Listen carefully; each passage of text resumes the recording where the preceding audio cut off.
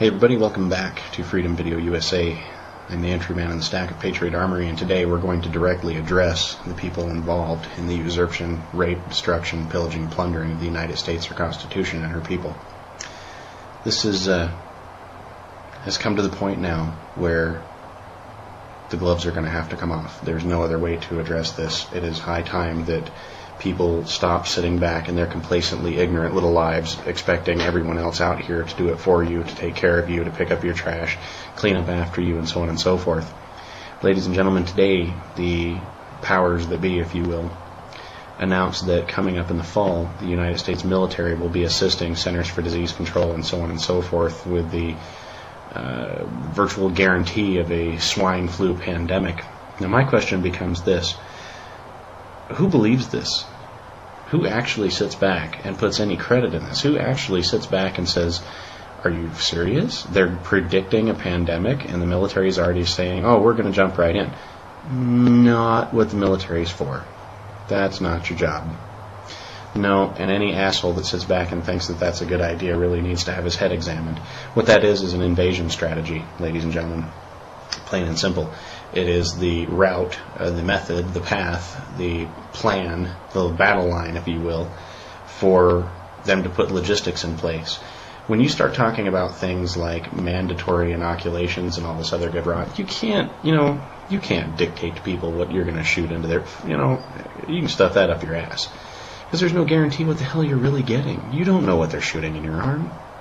But getting back to our friends with the WTO and the NWO and all these other people who sit back and arrogantly think that it's going to be oh so fucking easy just to push us over, and oh man, you've got your little plans laid out and you're sitting back in your little multi-billion-dollar mansions flying your jets around feeling like masters of the universe, sticking cigars up interns, twats, and all this other fun stuff.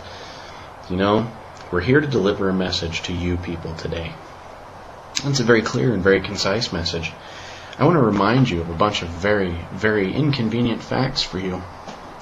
Number one, you can't calculate the resistance. You have no idea how many people are out here just waiting for you people to slip up and make your first move. It was said in World War II by Yamamoto, to this day I fear we have done nothing more than awaken a sleeping giant and fill him with resolve. That was one small attack on a naval base in a little tiny island state. And you saw what that got. That got you 2 nukes, Hiroshima and Nagasaki. If you think for 1 minute that the American people are just going to idly sit by and allow you to deal us away, you are sorely mistaken. And I'll outline these mistaken points of yours by saying this. Your numbers are diminishing while ours are increasing. It's every day that I see things like this. Check it out. Somebody thought enough of us to make us a t-shirt. Patriot Armory with a Gadsden flag on it. Ain't that something? Now, I give you my solemn word of honor, I am not responsible for this. This was made by someone who absolutely believes in what we do. I see stuff like this all the time. You would not believe how many people contact me on a daily basis. You would not believe the networks that are growing. You would not believe how many people are uniting and standing up and coming to the realization. I mean, let's look at some facts. The president that you people manufactured in Kenya and then imported here and gave a Senate seat to, his approval rating is lower than Jimmy Carter's. He's failing. He's not doing what you thought he would do. Your miracle messiah is letting you down. Because the American people are not near as stupid as you'd like to think they are. And that's what's disappointing you. You tried with your Eric Holders and your Hillary Clintons. You thought gun control will just reinstate the assault weapons ban. Hell no, you won't. You're not that stupid. Nancy Pelosi came out the very next day after Holder announced that, and she said, oh, no, we're not, no, we're not, no, we're not. Let it also be publicly known that 65 seated Democrats wrote the Obama administration and told them we will not sign any additional gun control, so you can hang it in your ass because we'd like to keep our jobs next year. Because gun control doesn't punish anybody but the law-abiding citizen. You start taking weapons out of the hands of law-abiding citizens, and guess what you do? Ultimately, you turn the streets over to the bad guys. Well, we're not going to tolerate that. You can keep your change. We're going to keep our guns. If you want them, come and fucking take them. Now, let's get back to business. We were talking about your numbers and how they're dwindling. Your support is dwindling.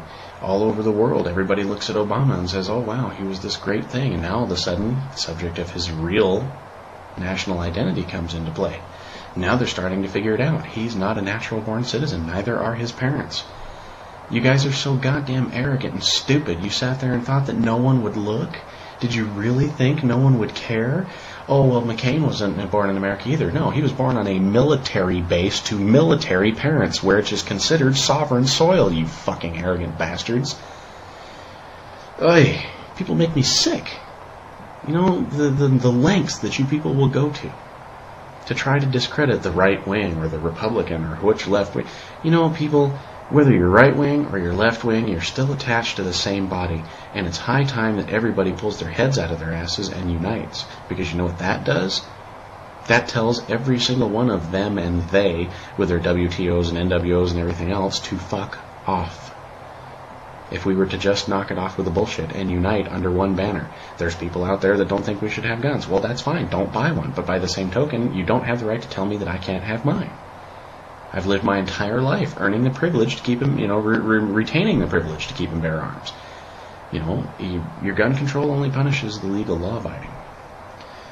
Getting back to your NWO and your WTOs and all your other little acronyms out there. Your NLE 2009 National Level Exercise, which you thought was so amazingly secret and everything else, is being captured on videotape from coast to coast, and American patriots are watching your every move because you're not near as slick as you think you are. When you look at things, certainly, it's very possible that national level exercise is absolutely nothing clandestine or nothing sinister, but the point remains is that you're not going to be able to make a single fucking move in our country without our eyes and ears all over you.